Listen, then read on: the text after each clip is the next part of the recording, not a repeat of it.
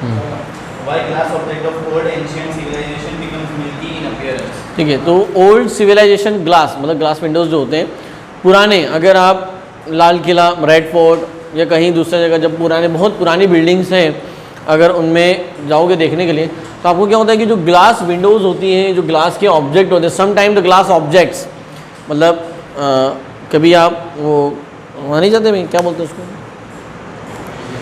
Museum होते हैं ना जो पुराने राजा महाराजाओं के, उसमें अपन देखने जाते हैं। मुझे मैं कि भाई अकबर कौन से ग्लास में दारू पीता था वो देखने जाएँ तो अगर वो कांच का ग्लास है तो नाउ इट बिकम मिल्की, वो क्या हो गया होगा मतलब उसमें से हमें आर पार दिखाई नहीं देता, मतलब नाउ इट बिकम ट्रांसलूसेंट, पहले ट्रांसपेरेंट था अब क्या हो गया, और बहुत ज़्यादा मतलब उसमें ऐसा लगता है कि कोई क्लाउड से इकट्ठे हो गए बीच में, सीन इमेज बन रही, एक प्लेन ग्लास और उसके बाद जब वो मिल्की हो जाता है तो बीच में ऐसा लगता है कि कोई क्लाउड्स आकर इकट्ठे हो गए हैं, something is deposited on that glass. ठीक है, तो ऐसा क्यों होता है, what is the reason behind it. Glass जो होता है वो एमॉर्फस होता है, क्या होता है, जिसमें कोई पैटर्न नहीं है, मतलब there is no pattern of arrangement, particle का कोई अरेंजमेंट का पैटर्न नहीं है।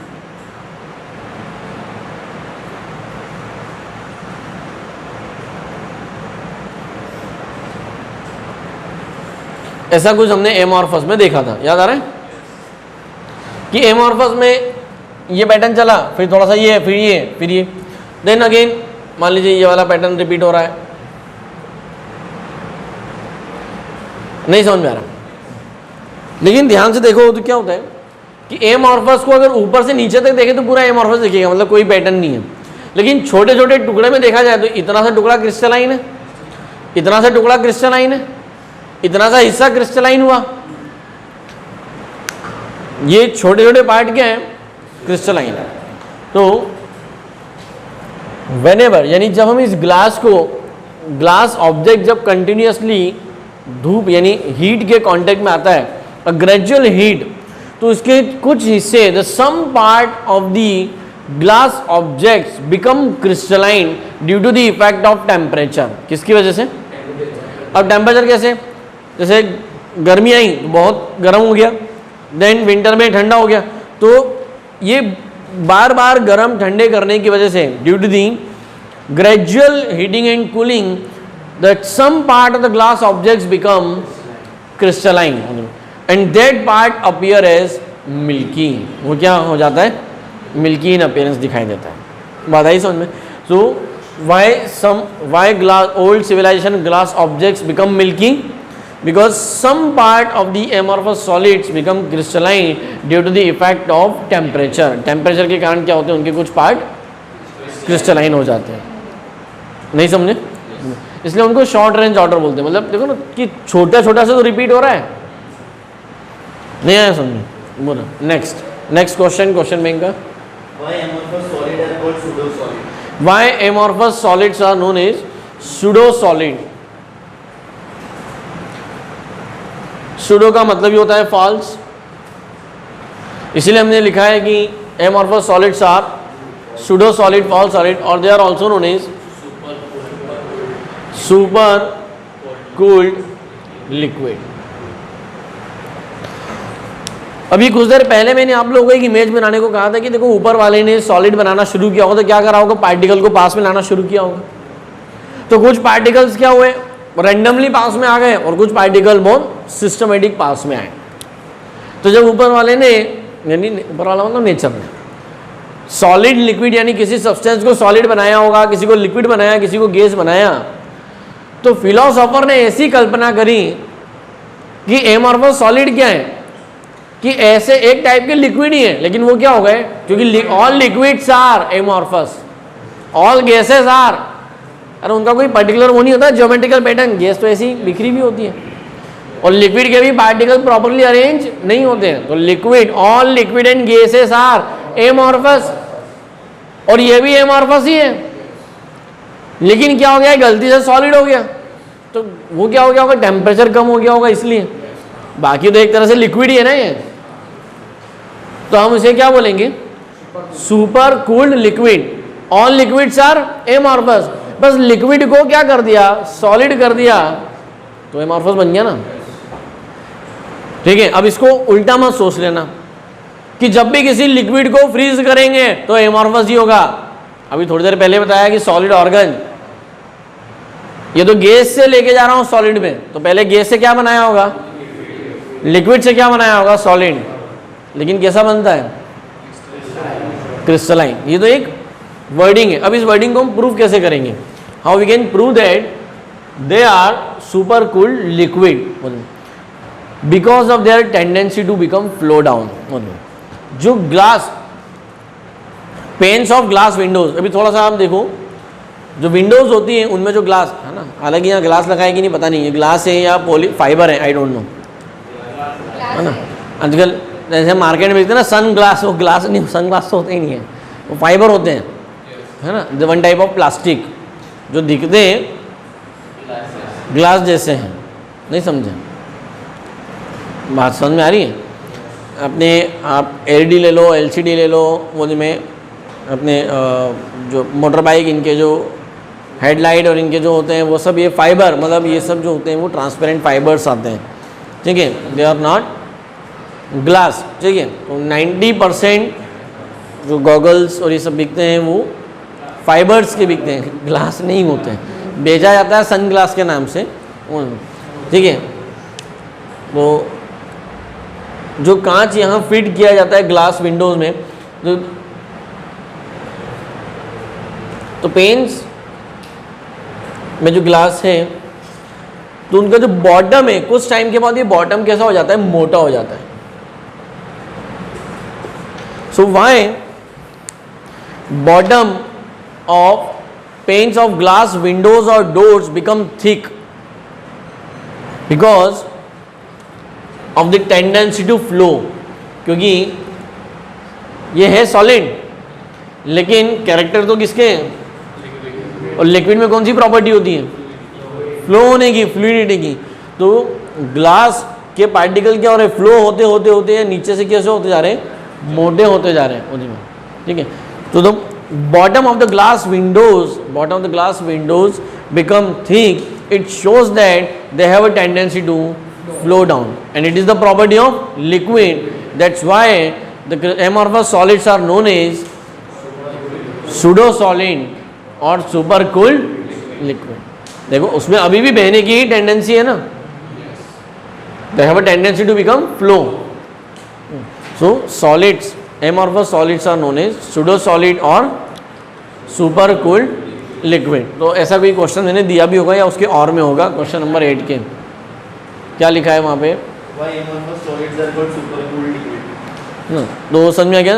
The tendency of a particles of amorphous solids to become flow down, और flow just like a liquid is known as, that's why they are known as super cooled liquid. ठीक है, और क्या लिखा है उसके और में कुछ है, नेक्स्ट है बताओ भाई। ठीक है, तो सभी के आंसर लगभग सेम ही है ना। क्वेश्चन नंबर कौन सा है ये, 9, क्वेश्चन नंबर 9, 8, इन सब के आंसर सेम आएंगे। ठीक है, because amorphous solids are super cooled liquid. ठीक है, तो जितनी विंडोज हैं, जब टेम्परेचर बढ़ता है, जैसे टेम्परेचर बढ़ता जाता है एटमॉस्फेयर का, तो पार्टिकल नीचे नीचे क्या होने जाते हैं, फ्लो होने लगते हैं उनमें, और उनकी इस फ्लूइडिटी की, इस नेचर के कारण जो पेन्स होते हैं वो कैसे हो जाते हैं, ठीक हो जाते हैं, मोटे हो जाते हैं। वहाँ पर जो एग्जैक्ट फिटिंग होती है उस फिटिंग में क्या आ जाता है, चेंज आ जाता है। ठीक है, लेकिन एकदम से नहीं होता है ये चेंज, धीरे धीरे होता है, ग्रेजुअल चेंज है होगा। क्लियर है सभी को? मुझे में नेक्स्ट क्वेश्चन पढ़ो। मुझे में अब आंसर ढूंढ के लाओगे, बता दूँ। Amorphous silicon, amorphous silicon is used in photovoltaic cell. ठीक है, यहाँ पे हमारा सेकंड टॉपिक खत्म हो जाता है और उसके आंसर खत्म हो जाते हैं, क्वेश्चंस। ठीक है, नेक्स्ट से आपका नेक्स्ट टॉपिक शुरू हो जाएगा, topic 3, types of crystalline solid. मेरे ख्याल से वही होगा नेक्स्ट क्वेश्चन, बताओ। वो भी हो गया। ठीक है, on the basis of nature of constituent particle and force of attraction between then how many type of crystalline solid? हाँ, ये क्वेश्चन कौन सा है? Question number 12. क्वेश्चन नंबर 12 से थर्ड टॉपिक शुरू होता है, which are types of crystalline. तो अगर मैं एक फ्लो चार्ट बनाऊँ कुछ इस तरह से, तो आपके समझ में आ जाएगा कैसा बनेगा। There are two type of solid, crystalline solid, amorphous solid. और क्रिस्टलाइन सॉलिड जो होते हैं वो 4 टाइप के होते हैं। कितने टाइप के होते हैं? तो अब ये 4 टाइप में किस कैटेगरी में डिवाइड किया गया है? कौन कौन से? Molecular solid, ionic solid, metallic solid and covalent solid, covalent और network solid. So there are 4 type of crystalline solid. उसमें भी जो मोलिकुलर है वो भी 3 टाइप का होता है, ठीक है। तो ये चार्ट कब बनेगा? जब हम उसकी टाइप्स ऑफ क्रिस्टलाइन सॉलिड्स पढ़ेंगे, है ना। तो टाइप्स ऑफ क्रिस्टलाइन सॉलिड को हम कल देखेंगे कि टाइप्स ऑफ क्रिस्टलाइन सॉलिड कौन कौन से हैं और उनका डिफरेंस यहाँ पे। देन इस टॉपिक के बाद जो नेक्स्ट आएगा वो बहुत इंपॉर्टेंट है। वहाँ आपका प्रेजेंस, मतलब आपकी कॉन्सेप्ट यूनिट सेल, उनमें ब्रेविस लैटिस अरेंजमेंट क्या है उनमें, है ना, पैकिंग, ये सारे इंपॉर्टेंट टॉपिक्स हैं उन पर। तो इतना रीडिंग करना है। और क्वेश्चन नंबर कहाँ तक हमारे हो गए? तो 11 तक के सारे क्वेश्चंस लिखना है नोटबुक में और उन सब क्वेश्चन के आंसर उनमें। और आप अपने नोट्स अलग बना रहे हो तो अलग बना सकते हो, लेकिन क्वेश्चन आंसर आप चाहो तो आप कैसे नोट्स बना सकते हो? सारे क्वेश्चंस इस पूरे चैप्टर में टोटल 30-35 क्वेश्चन आएंगे, 35 समथिंग क्वेश्चंस होंगे। तो 35 क्वेश्चंस के लगभग आप स्पेस छोड़ सकते हो कि सारा एक जगह क्वेश्चन बैंक आ गया और एक तरफ सारे आंसर्स उनमें, ठीक है। या जैसा अभी क्या है, इतने क्वेश्चन, उनके आंसर, फिर नेक्स्ट क्वेश्चन, देन आंसर, है ना। इसमें मैं भी इसको लिख सकते हो, ठीक है। क्लियर है? Sir, ice के लिए वो है, ice के लिए solid है। आइस क्रिस्टलाइन है। Now put up a heading, crystalline solids, types of crystalline solid. हम जो topic type of crystalline solid, in the last lecture we have seen about type of solid. There are 2 type of solid, amorphous and crystalline. amorphous का meaning था जिनके particles का कोई proper arrangement नहीं होता, and crystalline are that जिनके particles proper manner में arranged है। जब amorphous और क्रिस्टलाइन पढ़ाया तो हमने उनमें 7 to 8 डिफरेंस देखे उनमें। सो जो डिफरेंस आपको टेक्स्ट बुक में दिए गए उससे ज़्यादा डिफरेंस हमने कल उनके एग्जांपल्स के साथ देखें। किसके बीच में? क्रिस्टलाइन और एमॉर्फस में। और उनका cleavage pattern, isotropic anisotropic properties. अब हमें यह पता चल गया कि crystalline solids are more important than amorphous, क्योंकि जो क्रिस्टलाइन होते हैं उनका डेफिनेट मेल्टिंग पॉइंट होता है, ठीक है, उनका क्लीवेज शार्प होता है, नहीं समझे। सो उनकी टेंसाइल स्ट्रेंथ, ये सब, यानी crystalline solids are more important than amorphous. But इसका मतलब ये नहीं है कि एमॉर्फस का हमारी लाइफ में यूज़ ही नहीं है। ग्लास सबसे ज़्यादा यूज़ होता है। इवन हमने कल एग्जांपल देखा, एमॉर्फस सिलिकॉन कहाँ यूज़ हो रहा है? फोटोवोल्टेइक सेल में। तो ये सेंटेंस भी गलत होगा ना कि अगर मैं बोलूँ कि crystalline solids are more important than amorphous, या ऐसा बोलूँ कि एमॉर्फस सॉलिड्स आर यूजलेस, तो एमॉर्फस सॉलिड्स आर यूजलेस, ये सेंटेंस गलत है। But crystalline solids are important than amorphous, it's correct. Point समझ रहे हो? सो क्रिस्टलाइन सॉलिड कितने टाइप के होते हैं, हमारे पास सॉलिड कौन कौन से। और कल हमने ये भी देखा कि व्हेनेवर जब हम किसी को क्रिस्टलाइज करते हैं तो क्रिस्टलाइजेशन के दौरान उनमें वो क्रिस्टलाइजेशन की प्रोसेस जो होना चाहिए वो स्लो होना चाहिए, इट शुड बी ग्रेजुअल उनमें, है ना, बिल्कुल धीरे धीरे। मतलब आपको टेम्परेचर भी कम करना है, प्रेशर बढ़ाना है, ठीक है, मॉलिक्यूलर फोर्स ऑफ अट्रैक्शन को बढ़ाना है, बट ये सारा क्या होना चाहिए? ग्रेजुअल होना चाहिए, तो बहुत अच्छा क्रिस्टल बनेगा। क्रिस्टलाइन सॉलिड का अगर हम लोग चार्ट बनाएं टाइप्स ऑफ क्रिस्टलाइन सॉलिड के, तो there are 4 type of crystalline solid on the basis of nature of force of attraction, यानी नेचर ऑफ फोर्स भी अलग अलग टाइप के होते हैं। On the basis of nature of force of attraction between the constituent particles and their conductivity, the crystalline solids are divided in 4 category. किसके base पे? On the basis of nature of force of attraction on the basis of force of attraction between constituent particle and type of constituent particle. Crystalline solids are of 4 type. अब type का मतलब क्या हुआ? The constituent particle may be atom, may be molecule, may be ion. तो अगर constituent particle atom है तो वो किस कैटेगरी में होगा? मॉलिक्यूल है तो वो किस कैटेगरी में होगा? तो क्रिस्टलाइन सॉलिड के का हम एक फ्लो चार्ट बनाते हैं।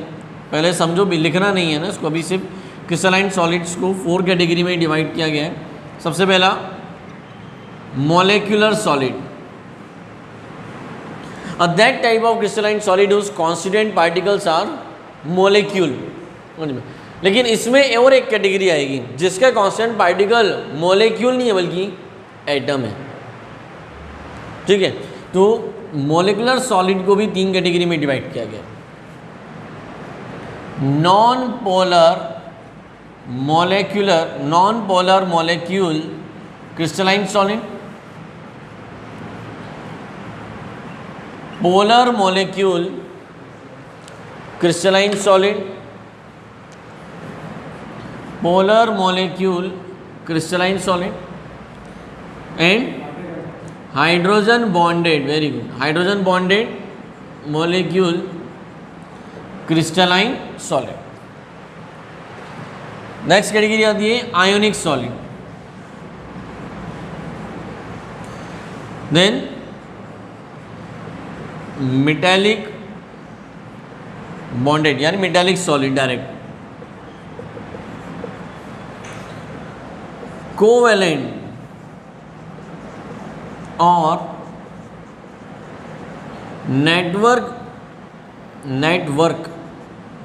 Network bonded giant molecule. कितने टाइप के हुए? 4। कोवेलेंट और नेटवर्क बॉन्डेड जायंट मॉलिक्यूल क्या होता है भी समझ में आ जाएगा धीरे धीरे, मतलब ये सभी समझ में आएंगे, पूरे मॉलिक्यूलर सॉलिड्स को भी समझेंगे क्या है आयनिक solid.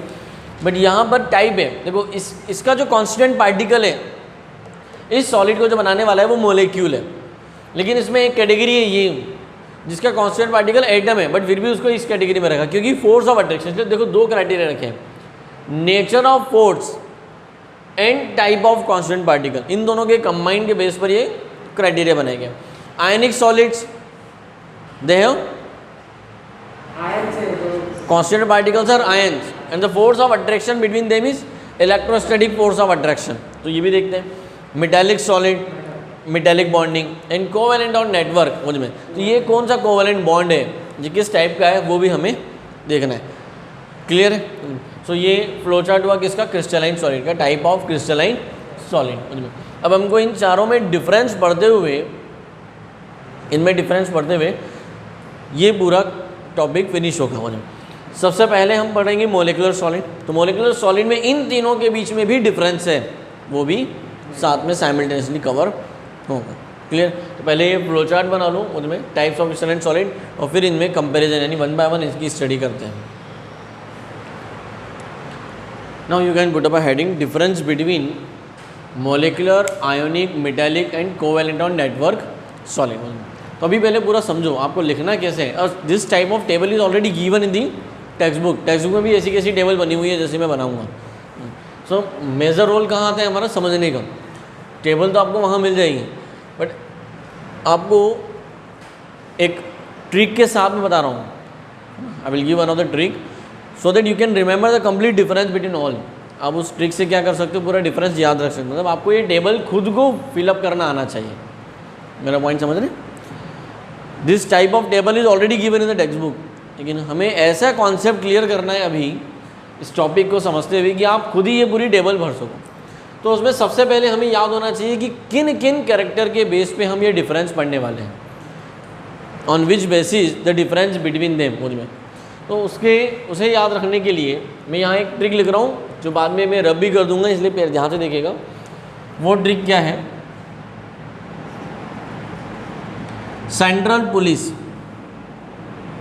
CP for central police of America,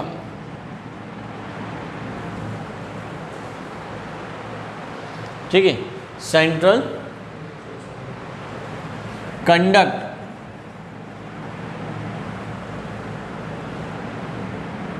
ठीक है, conduct exam on subject nature, central police of America, इसको ऐसे central police force of America, ऐसा भी कर सकते हो, सबका अलग अलग। Central police force of America conduct an exam on subject nature in MP. तो जो मेजर वर्ड से मैं वहाँ अंडरलाइन करता हूँ कि ये मेजर वर्ड है। सो 1 2 3 4 5 6 इन 6 क्राइटेरियाज के बेस पे हम क्या करेंगे, इनमें डिफरेंस देखेंगे। अब ये क्राइटेरिया क्या है, सेंट्रल पुलिस से मतलब हुआ कॉन्स्टिट्यूएंट पार्टिकल, इसे देखो मैंने यहाँ लिख भी दिया है। लेकिन फोर्स ऑफ अमेरिका मतलब force of attraction, force of America means force of attraction, conductivity,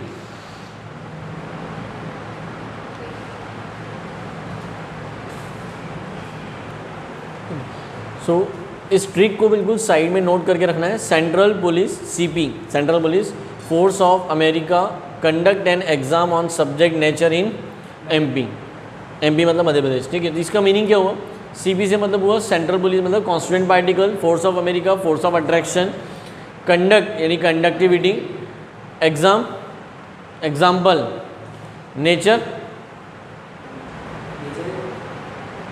मतलब उस सॉलिड का नेचर कैसा है, ठीक है, देयर मेल्टिंग पॉइंट, एमपी हुआ मेल्टिंग पॉइंट, क्लियर हुआ। तो इन पार्ट अब मैं ये ट्रिक यहाँ से हटा रहा हूँ, ठीक है, इसलिए ट्रिक को नोट कर लेना साइड में, और इसके बेस पे हम क्या लिखेंगे, कैरेक्टरिस्टिक्स लिखेंगे, विल राइट डाउन कैरेक्टरिस्टिक्स। तो वो कैरेक्टरिस्टिक कैसे चलने वाले हैं, कॉन्स्टिट्यूएंट पार्टिकल पहला आ चुका है, सेकेंड आएगा फोर्स ऑफ अट्रैक्शन।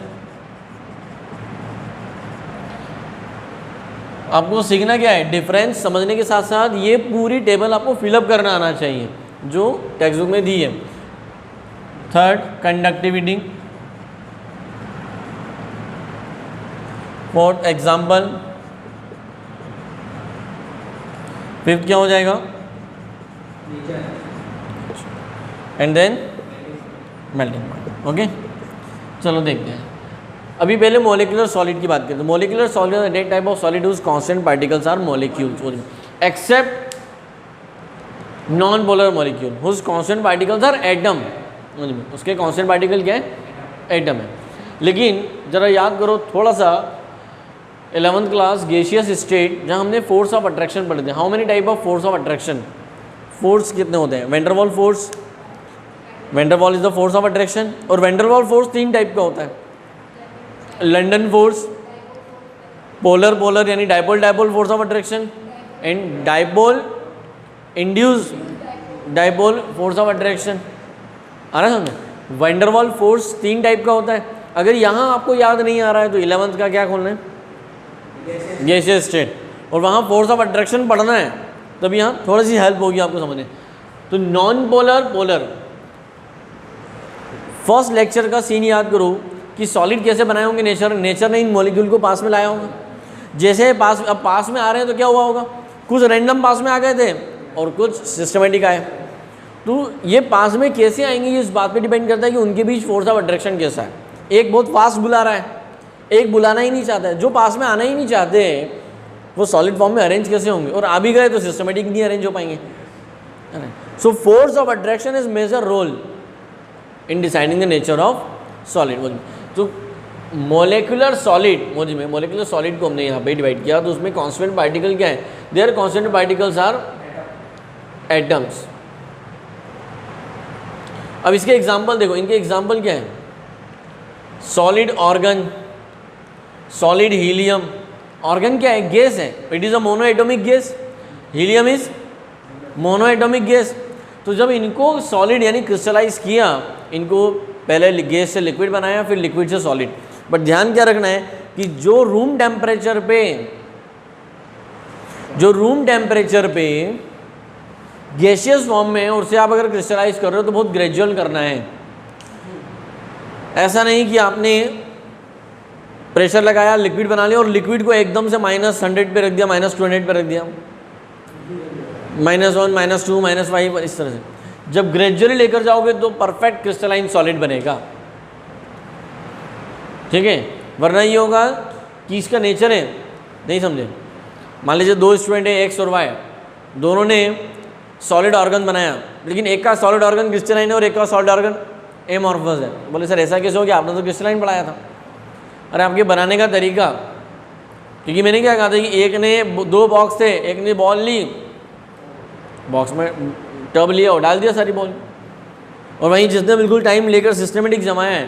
तो जब हम टेम्परेचर को ग्रेजुअली कम करते हैं, धीरे धीरे, तो उन्हें अरेंज होने का क्या मिलता है? प्रॉपर टाइम मिलता है, ठीक है। तो इस वर्ड को ध्यान रखोगे। तो इसके पोलर कैसे हुए? दैट टाइप ऑफ मॉलिक्यूल यानी सॉलिड। अभी देखो मैं यहाँ पे क्या लिख रहा हूँ, सॉलिड HCl, सॉलिड HCl, ठीक है। सॉलिड, अब HCl क्या है? रूम टेम्परेचर पे गैस है। मतलब इसका नेचर कैसा है? जनरली दे आर गैसियस, ठीक है। और जिनके बीच में कोई फोर्स ऑफ, यहाँ पे फोर्स ऑफ अट्रैक्शन कैसा है? ऑर्गन और ऑर्गन के, अगर आप ऑर्गन को क्रिस्टलाइज करोगे, क्रिस्टलाइज करके मैं यहाँ पर बना रहा हूँ, है ना, अभी एग्जाम समझाने के लिए, कि ऑर्गन के पार्टिकल पास में आए, आते गए, ठीक है, नहीं आया समझ ऑर्गन। लेकिन एक ऑर्गन का एटम दूसरे ऑर्गन के एटम को कौन से फोर्स ऑफ अट्रैक्शन से अट्रैक्ट कर रहा है? London force. The force of attraction between non polar molecule is London force. कौन सा फोर्स है? ठीक है, ये वाला फोर्स ऑफ अट्रैक्शन उनके बीच में है। सो force of attraction between the constituent particles of atoms, non polar atoms और नॉन पोलर मॉलिक्यूल, जनरली यहाँ पर मतलब एटम या मॉलिक्यूल भी आ सकते हैं नॉन पोलर, जिनमें कोई एग्जांपल देखो, सॉलिड कार्बन डाइऑक्साइड, ये क्या है? कार्बन डाइऑक्साइड नॉन पोलर एक ही नहीं है, कैसे?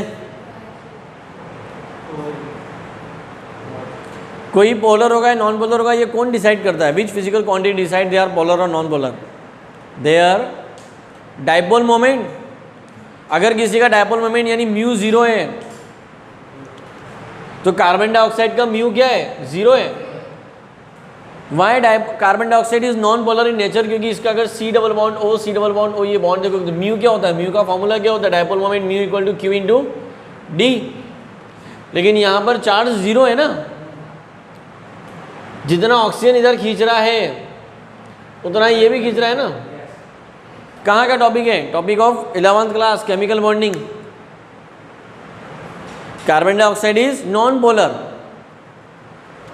ठीक है। अगर मैं इसी के एग्जांपल में लिख दूं यहाँ पे सॉलिड मीथेन,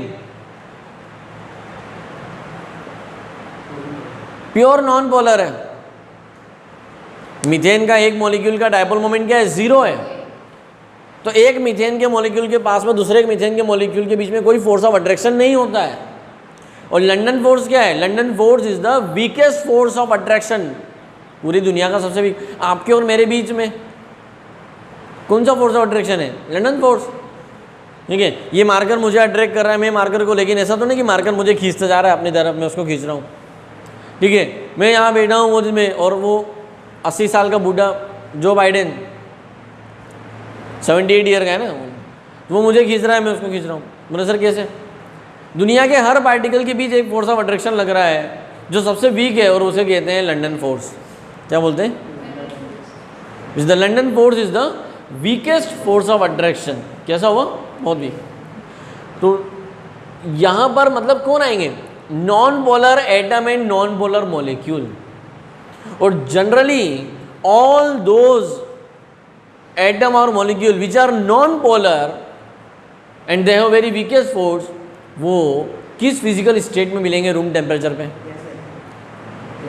गैसियस फॉर्म में। तो अगर इनका नेचर क्या हुआ, they are gases at room temperature. आपको एक एक करके पॉइंट कनेक्ट करते आ रहे हैं। पहले आप सोचो इसका constant non polar, non polar से सोचो कि इसका क्या होगा, एटम भी हो सकता है और मॉलिक्यूल भी हो सकते हैं, मे बी एटम और मॉलिक्यूल। उनके बीच force of attraction London force, ठीक है। एग्जाम्पल ये आ गए, नेचर आ गया। अब बताओ उनका मेल्टिंग पॉइंट क्या होगा, बहुत ज़्यादा होगा क्या, क्यों,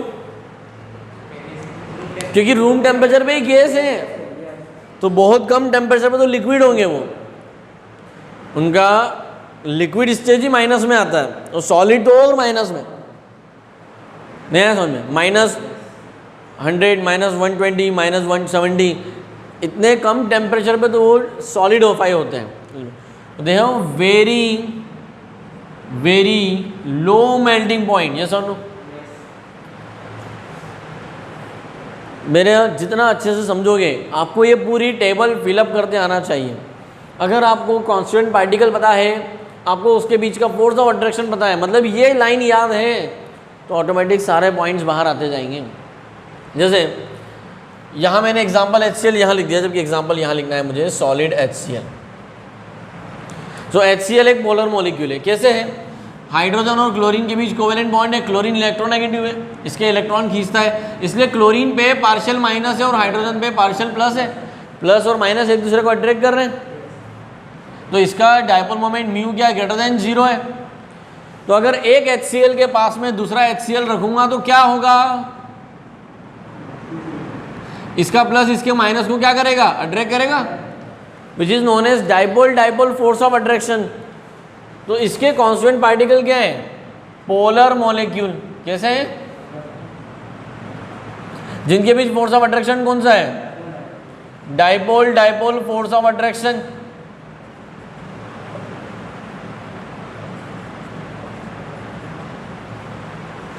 dipole dipole force of attraction, yes और नो, बोलते ही नहीं हो। तो यहाँ एग्जाम्पल, अब HCl क्या है, HCl रूम टेम्परेचर पे गैस है, लेकिन जिनमें dipole dipole force of attraction होता है वो रूम टेम्परेचर पे गैस भी हो सकते हैं और लिक्विड भी हो सकते हैं। दे आर गैसेस और लिक्विड एट रूम टेम्परेचर। तो उनका मेल्टिंग पॉइंट भी क्या होगा, कम होगा, लेकिन वेरी वेरी लो नहीं होगा, वेरी लो होगा। सो नेचर कैसा है, मे बी गैसेस और liquid and room temperature very low. यहाँ वेरी वेरी लो है, यहाँ वेरी लो। हाइड्रोजन बॉन्डेड, कैसे मॉलिक्यूल आएंगे, जो हाइड्रोजन बॉन्ड बना सकते हैं, मतलब फोर्स ऑफ अट्रैक्शन क्या हुआ, हाइड्रोजन बॉन्ड। एग्जाम्पल क्या है, आइस। एग्जाम्पल क्या है, आइस। तो वाटर का एक मॉलिक्यूल दूसरे मॉलिक्यूल को क्रिस्टलाइज होने पे, यानी आइस में कौन से फोर्स से खींचता है, हाइड्रोजन बॉन्ड से। मतलब जब आप वाटर को फ्रीज़र में रखते हो आइस बनने के लिए, तो एक मॉलिक्यूल को दूसरा मॉलिक्यूल पास में कौन सा फोर्स ला रहा है, हाइड्रोजन बॉन्ड। हाइड्रोजन बॉन्ड ही वो फोर्स है जो उसको कह रहा है कि चलो पास में आओ, हम क्या बनते हैं, सिस्टमेटिक अरेंज होते हैं, क्रिस्टल बन जाते हैं। नहीं आया समझ में। So the hydrogen bond is that force, ठीक है, वही जो प्रेशराइज कर रहा है इनको क्रिस्टलाइज होने के लिए, सिस्टमेटिक अरेंज होने के लिए। तो यहाँ पर वही मॉलिक्यूल आएंगे जो क्या बना सकते हैं, हाइड्रोजन बॉन्डेड मॉलिक्यूल। तो इसके कांस्टेंट पार्टिकल क्या हुए, हाइड्रोजन बॉन्डेड मॉलिक्यूल, मतलब जो क्या बना सकते हो, हाइड्रोजन बॉन्ड बना सकते हो।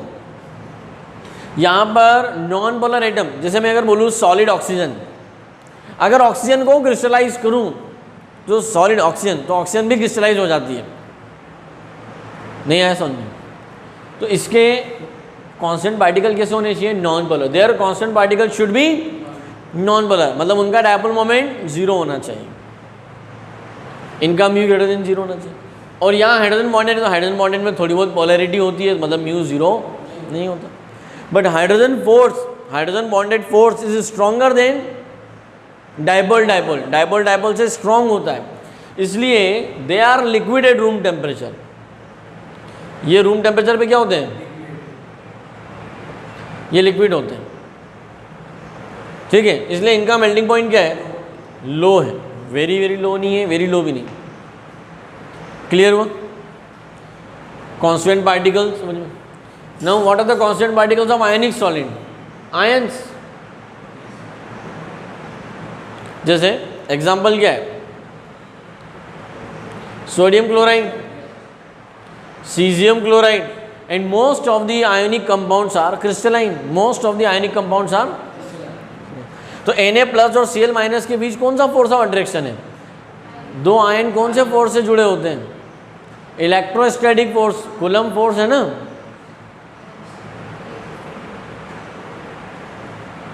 इलेक्ट्रोस्टैटिक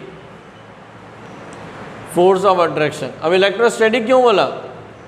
क्योंकि ये चार्ज मूव थोड़ा ना करते हैं। Na+ एक ही जगह रहता है, Cl एक ही जगह रहता है, तो प्लस और माइनस के बीच लगने वाला फोर्स, तो कूलम फोर्स याद आ रहा है ना भाई? Q+ और Q- के बीच लगने वाला फोर्स, तो F = K Q1 Q2 by Coulomb's law. Coulomb's law force of attraction. K क्या है? 1/4πε0, जिसकी वैल्यू होती है यूनिट, इन दोनों को बोल ले तो यूनिट ऑफ 1/4πε0। यूनिट नहीं बोली, इसका मतलब बोर्ड पे फेल हो जाते हैं। फेल हो जाते तो फिर नंबर नहीं देना चाहिए। 1/4πε0 की यूनिट, और उसकी डायमेंशन सबसे ज़्यादा बार जेई और नीट में पूछी गई है। डायमेंशन ऑफ के, डायमेंशन ऑफ के आप देखो एरएलएस में, यूएसएस में, नीट प्रीवियस में उठा के देखो, इसके क्वेश्चन में बहुत सारे ईयर लिखे होंगे, कई बार पूछी गई। और जैसी डायमेंशन इसकी होती है, ठीक वैसी की वैसी universal gravitational constant capital G की होती है। ये जो इन्फॉर्मेशन दे रहा हूँ इसका इस टॉपिक से संबंध नहीं है, लेकिन इसका कॉम्पिटिटिव से है। तो ये एडिशनल एक्स्ट्रा नॉलेज है जो बीच में दिया है, जो ऐड नहीं करना है, जो आपको अगर आप कॉम्पिटिटिव एग्ज़ाम देने वाले हो तो नोट करना है। अभी तक यूनिट नहीं, यूनिट तो बना सकते थे, इतनी देर में तो बन जाती। हाँ, यूनिट बनाना ही नहीं आती।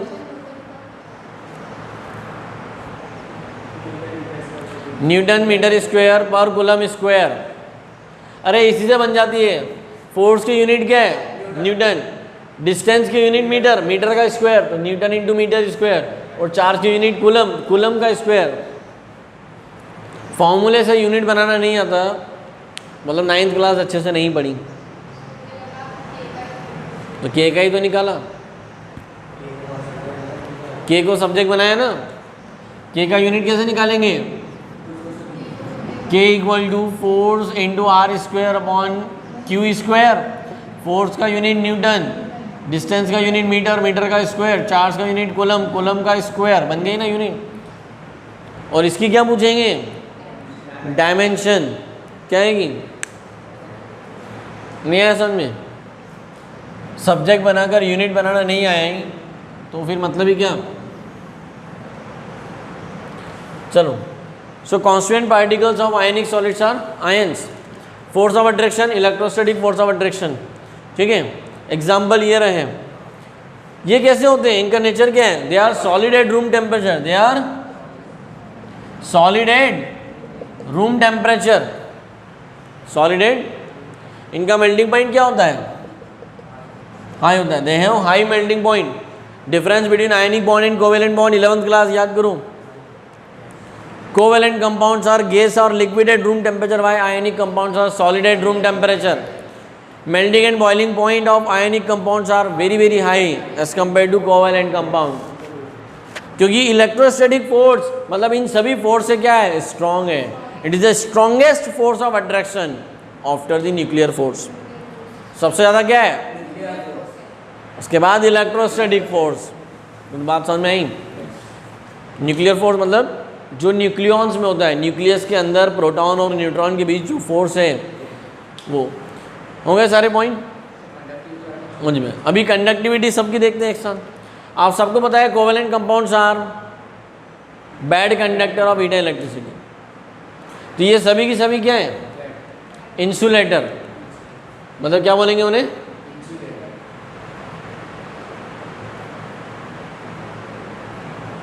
दे ऑल आर इंसुलेटर। लेकिन ये क्या है? कंडक्टर है, but they are good conductor only in aqueous state. Good conductor in either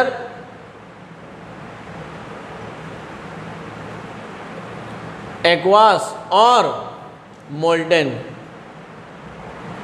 मतलब आपने क्या करा? सोडियम क्लोराइड लिया, नमक लिया एक वेजल में और उसको क्या किया? हीट किया, मेल्ट कर लिया, और मेल्ट करके उसमें एक वायर डाला और दूसरा हाथ हमने हेयर पेडल का डाल दिया, तो करंट लगेगा। लेकिन अगर सॉलिड लिया तो करंट, सॉलिड स्टेट में ये इंसुलेटर है, बेड कंडक्टर है। इंसुलेटर वर्ड यूज़ कर रहे हैं। देखो इंसुलेटर और बेड कंडक्टर में डिफरेंस क्या होता है? इंसुलेटर मतलब जिसको कभी भी कंडक्टर नहीं बनाया जा सकता,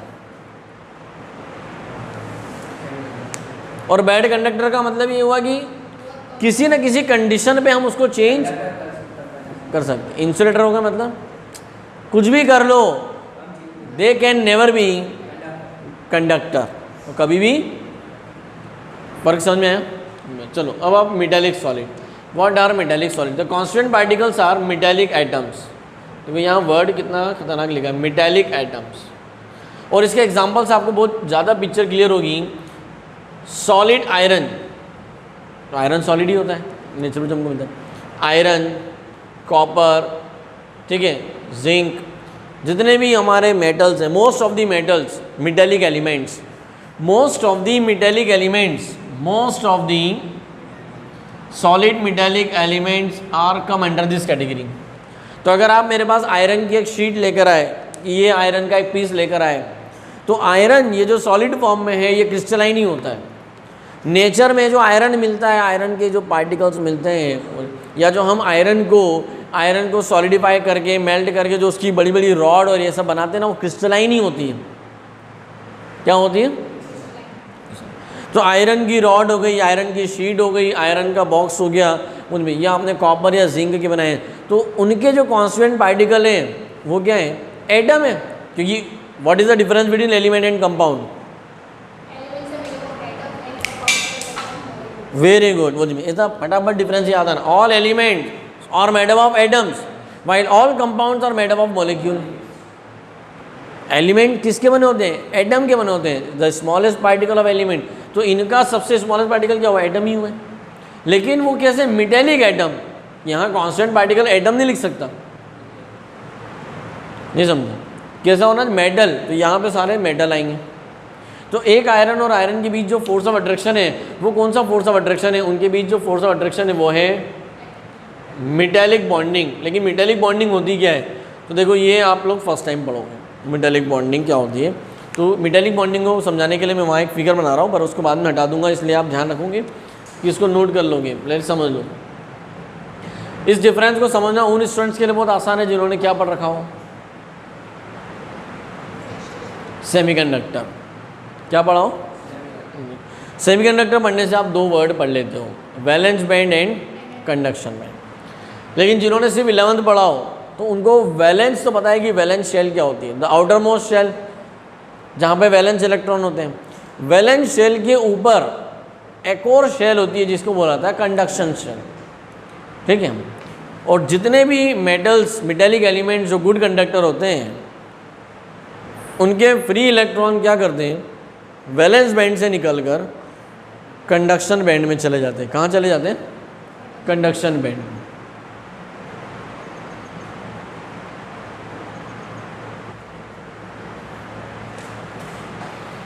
इतना अभी देखो जरा, देखो क्या होता है। एक आप ऐसा इमेजिन करो कि ये एक आयरन का क्रिस्टल है और उसके ये सारे एटम हैं। This are iron atom, Fe, ये सब आयरन के एटम।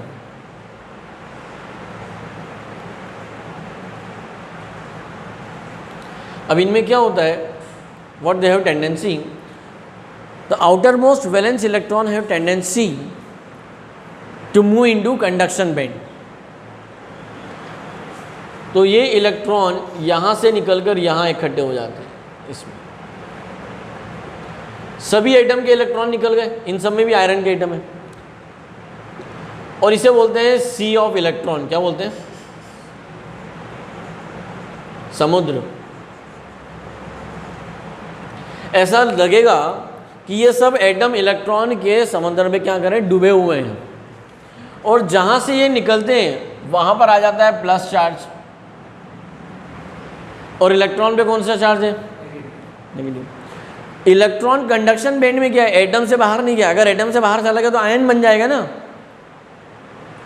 इलेक्ट्रॉन है अभी भी एटम में, क्योंकि कंडक्शन बैंड एटम का ही एक पार्ट है। Conduction band is the part of atom, ठीक है। तो ये और एक एटम का, मैंने एटम कभी दूर दूर बनाए हैं, लेकिन एक्चुअल में एटम क्या होते हैं? पास पास होते हैं। तो जब दो एटम पास में रखे होते हैं तो उनके कंडक्शन बैंड क्या हो जाते हैं? ओवरलैप्ड हो जाते हैं। और ऐसा एक ओवरलैपिंग फिगर बना हुआ है, कहाँ पे? सेमीकंडक्टर में, ब्लू पेज पे एक्स्ट्रा में, ओवरलैपिंग जोन वाला, ठीक है। तो ये इलेक्ट्रॉन यहाँ पर आ गए, तो जो खाली प्लेस है उसे क्या बोलते हैं? कर्नेल्स। क्या बोलते हैं? तो कर्नेल्स और इलेक्ट्रॉन के बीच जो फोर्स ऑफ अट्रैक्शन अब जनरेट हो रहा है, इस प्लस माइनस को इलेक्ट्रोस्टैटिक फोर्स नहीं बोलते हैं, बल्कि इसको क्या बोलते हैं? Metallic force. मेटल के एटम यानी कर्नेल्स और उनके इलेक्ट्रॉनों के बीच जो फोर्स ऑफ अट्रैक्शन है, यही प्लस चार्ज इस इलेक्ट्रॉन को कंडक्शन बैंड से बाहर नहीं जाने दे रहा। अगर चला जाता तो आयन बन जाते। तो उनके बीच एक, तो the force of attraction between the metallic kernels, या ब्रैकेट में लिख सकते हैं पॉजिटिव होल्स। याद करो, होल्स पढ़े ना? कहाँ पढ़े? सेमीकंडक्टर में, ठीक है। पी टाइप पॉजिटिव चार्ज होते हैं ना, होल्स आर पॉजिटिवली चार्ज, ठीक है। तो जो होल्स हैं, the force of attraction between the holes and the electron is known as metallic force और मेटालिक बॉन्डिंग। मतलब इस फोर्स ने क्या कर रखा है? इन इलेक्ट्रॉनों को बॉन्ड कर रखा है। क्या कर रखा है? बॉन्डेड कर रखा है। This force is clear? Metallic bonding clear हुआ? तो अभी मैं इसकी डेफिनेशंस भी लिखवा दूंगा इसके साथ में। तो यहाँ पर जो फोर्स ऑफ अट्रैक्शन है, and they are good conductor of heat and electricity. Heat and electricity, they are solid at room temperature. Melting point क्या होता है? Very high. आयनिक कंपाउंड से भी क्या होता है? इनका मेल्टिंग पॉइंट ज़्यादा होता है। डिफरेंस क्लियर हुए? हाँ या नहीं? Metallic bonding, metallic solids clear. Last, covalent और नेटवर्क सॉलिड। इनके कांस्टेंट पार्टिकल्स क्या हैं? Their constant particles are again non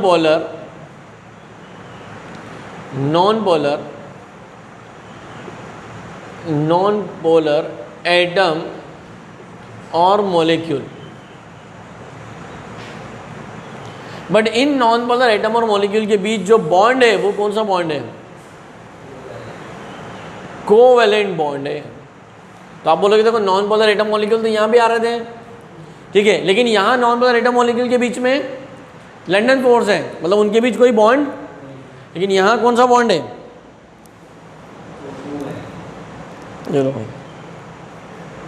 force है, और यहाँ covalent bonded, they are covalently bonded. Clear हुआ? सो नॉन पोलर एटम और मॉलिक्यूल। अब किससे क्लियर होगा इसका इमेज? एग्जाम्पल से। इसका जो एग्जाम्पल है ग्रेफाइट एंड डायमंड, और भी है सिलिकॉन कार्बाइड, बोरॉन कार्बाइड, ये सब इसके एग्जाम्पल है, ठीक है। इवन अब ये ग्रेफाइट और डायमंड दोनों ही किसके बने हुए हैं? प्योर कार्बन के। They are allotropes of carbon, but एक कार्बन दूसरे कार्बन से कोवेलेंट बॉन्ड से जुड़ा है। किसमें? ग्रेफाइट में भी और डायमंड में भी। तो इनका कॉन्स्टिट्यूएंट पार्टिकल क्या है? एटम। और एक एटम दूसरे एटम से कोवैलेंट बॉन्ड से जुड़ा हुआ है। किससे जुड़ा हुआ है? सो इन अ कोवैलेंट बॉन्डेड में मोस्ट ऑफ दी क्या होते हैं? नॉन पोलर एटम्स होते हैं। क्या होंगे? आई बस समझ में।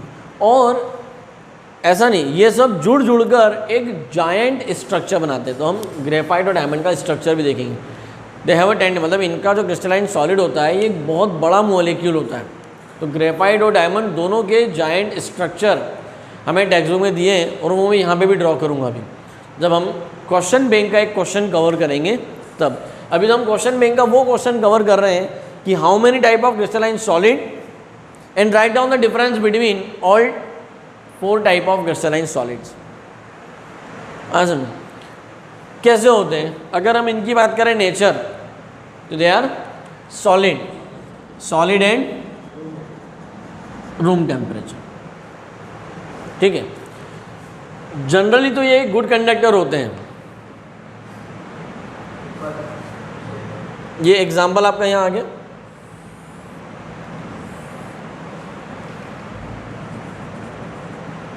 गुड कंडक्टर बट डायमंड क्या है? Bad conductor. डायमंड क्या है? आया समझ में? Diamond is bad conductor of heat and electricity. नहीं आया समझ में? मेल्टिंग पॉइंट हाई, देखो high melting point, but graphite soft eight room temperature. बहुत सॉफ्ट होता है ना, इजीली ब्रेक हो जाता है। ग्रेफाइट को तो आप जानते ही हो। ठीक है, अरे तो ग्रेफाइट का और डायमंड के जो बिहेवियर है उसमें कुछ एक्सेप्शनल केस आ गए, लेकिन वो है किस कैटेगरी में? कोवैलेंट कैटेगरी में। किस वजह से रखा है? फोर्स ऑफ अट्रैक्शन और कांस्टेंट पार्टिकल के कारण दोनों को एक जैसे साथ में रखा है। नहीं आया समझ में? कांस्टेंट पार्टिकल हो गया, फोर्स ऑफ अट्रैक्शन हो गया, कंडक्टिविटी हो गई, एग्जाम्पल हो गया, नेचर हो गया और मेल्टिंग पॉइंट हो गया।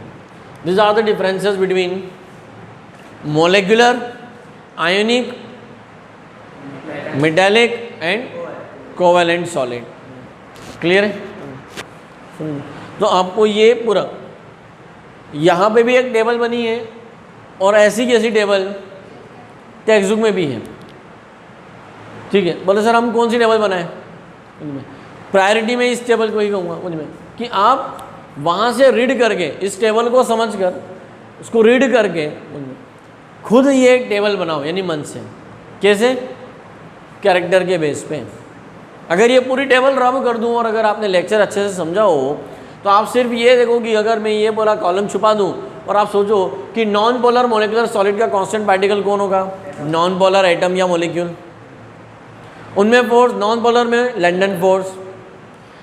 जब फोर्स ही नहीं है तो रूम टेम्परेचर पे क्या होंगे? गैस। मेल्टिंग पॉइंट भी क्या होगा? बहुत बहुत कम। और ये क्या होंगे? इंसुलेटर।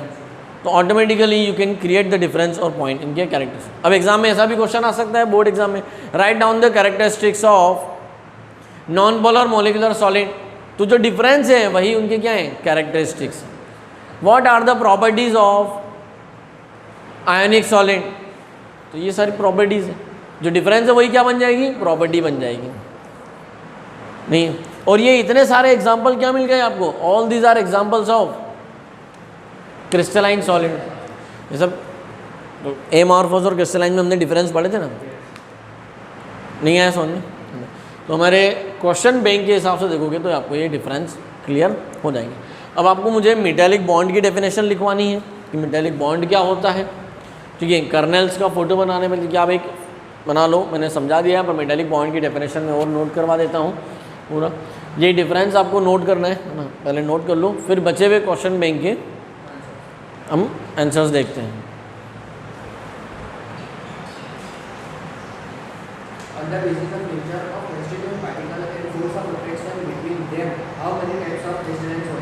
तो ये वाला क्वेश्चन हो गया क्वेश्चन नंबर 12। क्वेश्चन नंबर 12 का हो गया कि there are 4 type of crystalline solid. Next there are 3 type of molecular crystalline solid, non polar crystalline solid, molecular polar crystalline solid and hydrogen bonded crystalline solid. ठीक है. Question number 14. An unknown solid substance A is an insulator with liquid at room temperature and melting point higher than polar molecule solid. Then find out A belongs to which type of crystalline solid? बताओ. Question number ये है 14. Hydrogen bond.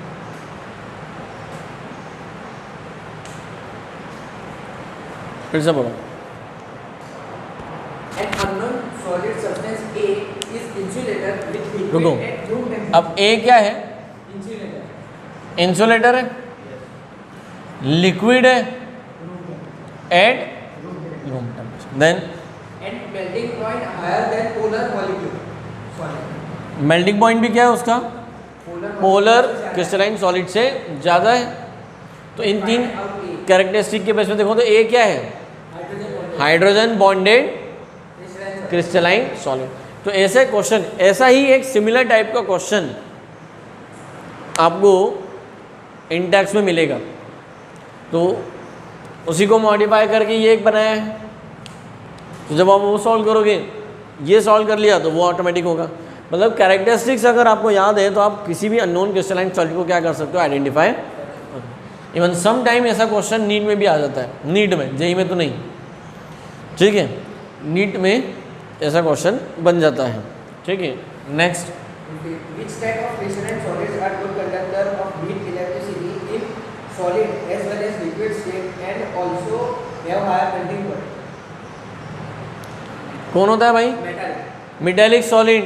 They are good conductor at solid as well as liquid state. तो देखो ये good conductor लिखा है. तो ये गुड कंडक्टर मोल्टन स्टेट में भी है और सॉलिड स्टेट. आयरन की रॉड है तो रॉड भी गुड कंडक्टर है, और मेल्ट करके जो उसका मेल्ट बनेगा मोल्टन स्टेट में लिक्विड, आयरन का जो लिक्विड होगा वो भी गुड कंडक्टर ही होता है. तो metallic solids are good conductor at solid state as well as molten state. Liquid नहीं बोलेंगे उसे, क्या बोलेंगे? Molten state. They are molten state. तो आप लिखते वक्त मोल्टन स्टेट वर्ड यूज़ करोगे, लेकिन एग्जाम में पूछते वक्त वो क्वेश्चन में लिक्विड वर्ड यूज़ कर सकते हैं. They can use. ठीक है. Next question, question number 16. Although diamond and graphite would belong to the same category of crystalline solid, then why only graphite act as good conductor of heat and electricity? अभी फर्क आ रहा है कि although graphite and diamond both are same type of crystalline solid, they are belong to same category. तो फिर graphite और diamond में फ़र्क क्यों है? ग्रेफाइट गुड कंडक्टर है और डायमंड बैड कंडक्टर है. ग्रेफाइट का मेल्टिंग पॉइंट कम है, डायमंड का मेल्टिंग पॉइंट ज़्यादा है. ठीक है. ग्रेफाइट बहुत सॉफ्ट है, डायमंड और even hardest substance of the world. ठीक है. और डायमंड के बाद second hardest substance boron carbide कहाँ पड़ा? D block. डी ब्लॉक में पड़ा ना, इंटरस्टिशियल कंपाउंड. ठीक है. सेकंड हार्डेस्ट सब्सटेंस उनमें. तो डी ब्लॉक के अंदर आप किस में देखोगे? डी ब्लॉक में इंटरस्टिशियल कंपाउंड एक टॉपिक दिया है, उसके अंदर आपको बोरोन कार्बाइड वर्ड मिलेगा. बोरोन कार्बाइड हमने यहाँ पे भी देखा. Boron carbide are also come under this category. Silicon carbide, SiC and boron carbide, aluminium nitride, ALN, all these are examples of. So after reading NCERT textbooks में and some reference, you will find some more example of all these categories. तो उनको क्या करो? Separate sort out करो और लिखो. उनमें examples पे भी क्वेश्चन एग्जाम में आ जाता है. तो अभी हम इसको देखते हैं कि why graphite is good conductor.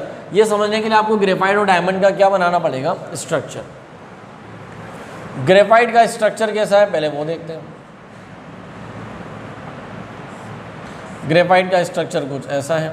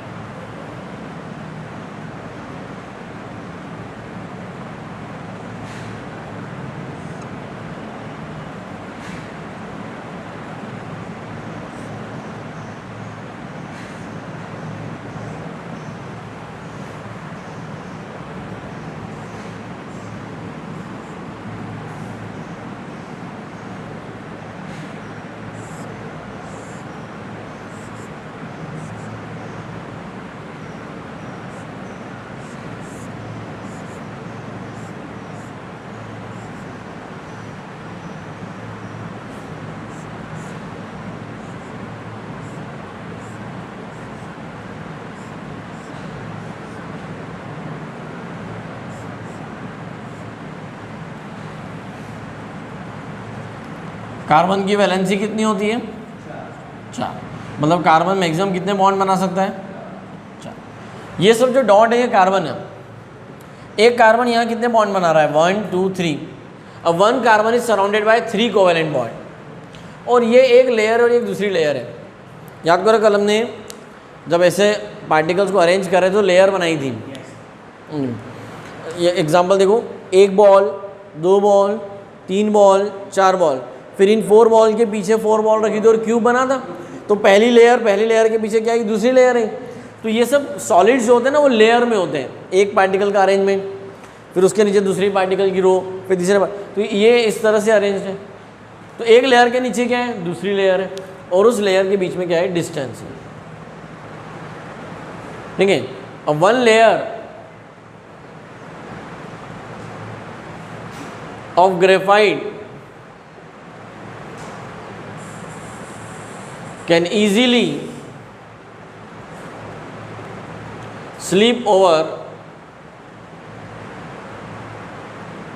second layer. 1 layer of graphite can easily slip over second layer. Got my point? उनका पूरा मतलब जो है वो एक दूसरे के ऊपर इजीली स्लिप हो सकती है, एक लेयर दूसरी लेयर के बीच में। और हर कार्बन की एक वैलेंसी फ्री है, तो वो इलेक्ट्रॉन कहाँ जाएगा? यहीं पे पड़ा रहेगा।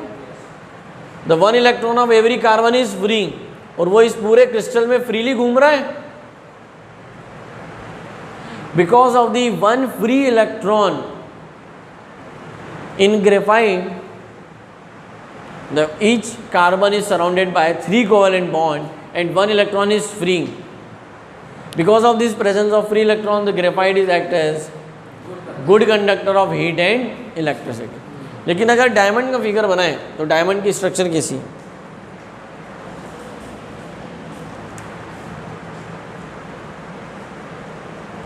थोड़ा सा फिर से इमेजिनेशन आएगा, है ना? बोले सर ये तो आप उसके जैसा ही बना रहे हो।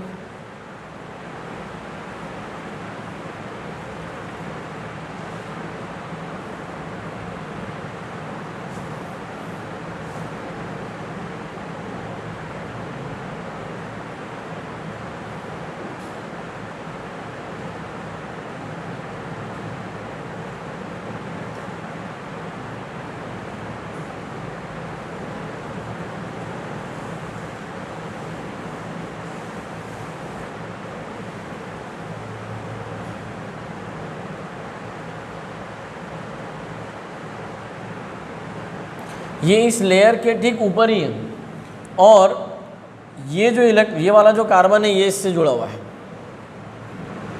मतलब ये हर एक कार्बन किसी न किसी से बॉन्डेड हो गए हैं। नहीं समझे?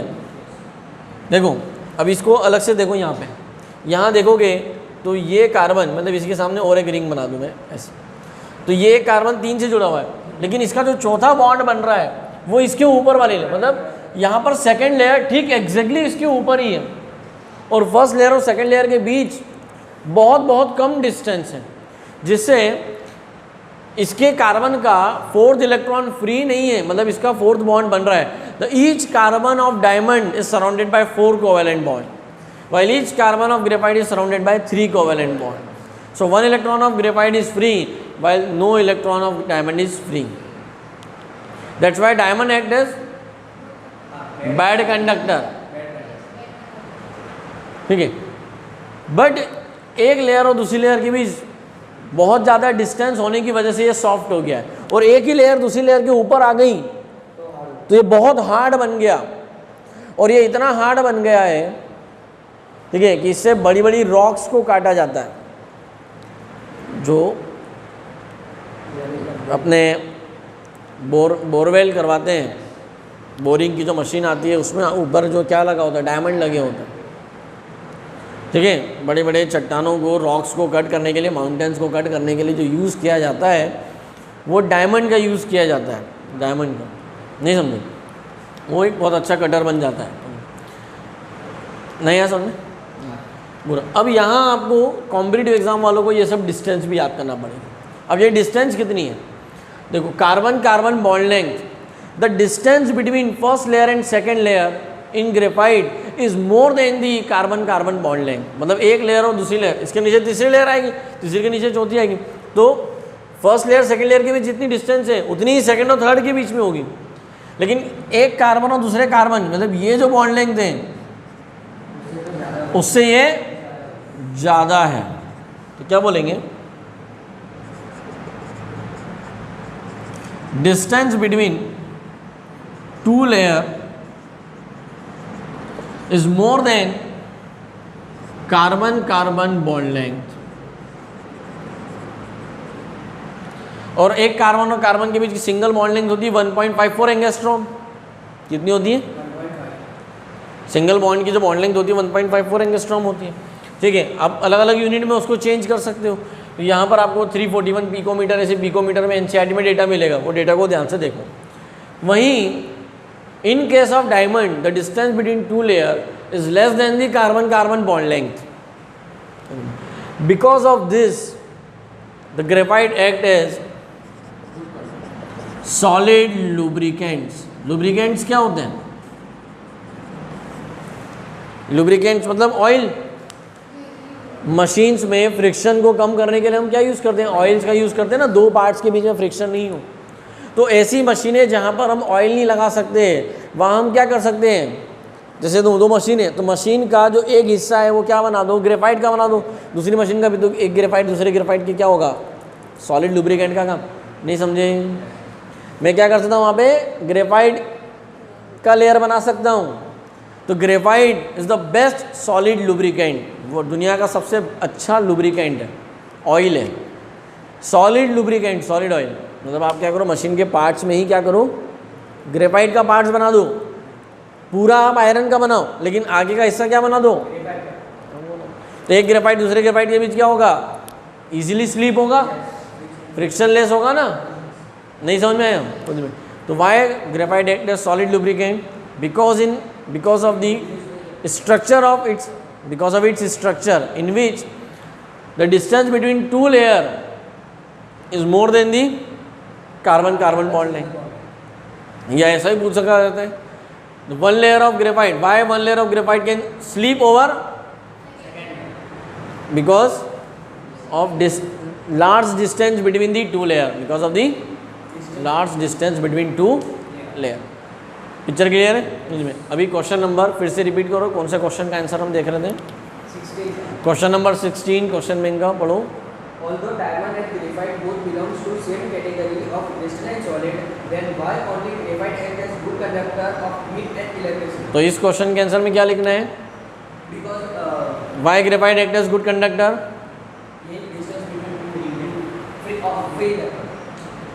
In graphite, आंसर को ध्यान से सुनो। In graphite, each carbon is surrounded by 3 covalent bond. So one electron is free. Because of this free electron, the graphite acts as good conductor. This is the answer of question number 16. ठीक है? And in diamond, each carbon is surrounded by 4 covalent bond. So no electron is free. ठीक है? Why graphite is soft? Because of distance between two layer. While in diamond, the second layer is exactly above first layer, the less distance, इसलिए diamond क्या है? Hard है। ठीक है, अगर ऐसा क्वेश्चन आता है तो। चलो question number 17, why graphite act as solid lubricant. तो उस क्वेश्चन के आंसर में क्या लिखना है आपको? In graphite, on the basis of structural arrangement of graphite, it's found that the distance between two layer is more than the carbon carbon bond length. That's why one layer can sleep over second layer and hence graphite act as solid lubricant. So किसका काम करेगा? Clear है? Next question. Okay, तो यहाँ पे first question bank जो आपको दिया था उसके सारे क्वेश्चन हो जाते हैं और यहाँ पे हमारा एक पूरा इंट्रोडक्शन टॉपिक फिनिश हो जाता है। What are solid, characteristics of solid, types of solid, types of crystalline solid, और उनसे रिलेटेड एनसीईआरटी की लाइन से जो जो क्वेश्चन बन सकते हैं वो सब कवर कर लिए। फिर भी जिन स्टूडेंट्स के पास न्यू एनसीईआरटी होगी they can find some more question. Latest वाली जो होगी ना उनमें कुछ पॉइंट्स, तो वो पॉइंट्स आपको ढूंढ कर मुझे बताना है। क्लियर हुआ समझ में? Any doubt regarding this? पूरा सारे क्वेश्चंस के आंसर फाइंड करना है, सारे इंस्ट्रक्शन कल दे चुका हूँ कि कैसे नोट्स बनाना है। प्रैक्टिस करोगे तो ही आएगा, बहुत है। अगर इतना सेक्शन भी कवर किया तो एक क्वेश्चन अटेम्प्ट कर सकते हो एग्जाम्पल से रिलेटेड, डिफरेंस है। और ग्रेफाइट और डायमंड के इस क्वेश्चन पे तो पूछा ही जाता है, ये पसंदीदा एरिया है नीट का, एग्जामिनेशंस का, इवन जनरल नॉलेज का भी, क्योंकि ग्रेफाइट और डायमंड का स्ट्रक्चर और ये डिफरेंस 9th-10th में ही आ जाता है एलोट्रॉप्स ऑफ कार्बन के फॉर्म में। क्लियर है मुझ में? सो ये लिखना है मेटालिक बॉन्डिंग। हाँ, एक डेफिनेशन लिखवा देता हूँ, व्हाट आर मेटालिक बॉन्डिंग, ये आप लिख लो। मेटालिक बॉन्ड की डेफिनेशन साइड में लिख के रख लो, फिर जब पूरे नोट्स बनाओगे तब।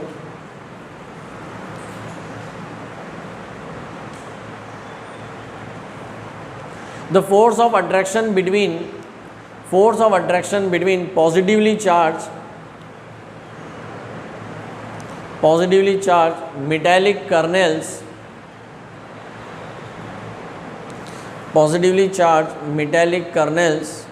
kernels की spelling KERNELS, kernels and electron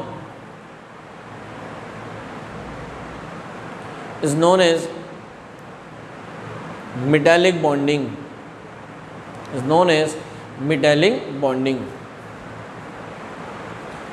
अब अगर क्वेश्चन होता है कि what are kernels after the removal of electron, यानी when after the movement of electron, removal after the movement of electron from valence band to conduction band, the place left behind is known as kernels. The vacant place after the movement of electron from valence band to conduction band, the positive vacant place is known as kernels. ठीक है? और वो जो figure बनाया था वो आपको मिल ही जाएगा, आप यहाँ पे वो फिगर बना सकते हो। और डिफरेंस को वर्टिकल लिखने के बजाय आप हॉरिजॉन्टल लिखोगे, अपनी नोटबुक को आड़ा करके हॉरिजॉन्टली, तो डिफरेंस अच्छा रहेगा। ठीक है? और मन से लिखने की कोशिश करो। ट्रिक भी याद रखना है, जो निमोनिक आपको दिए वो मेरी बनाई हुई है, आप अपनी खुद की दूसरी भी बना सकते हो, है ना, बट ट्रिक्स याद होना चाहिए। ठीक है?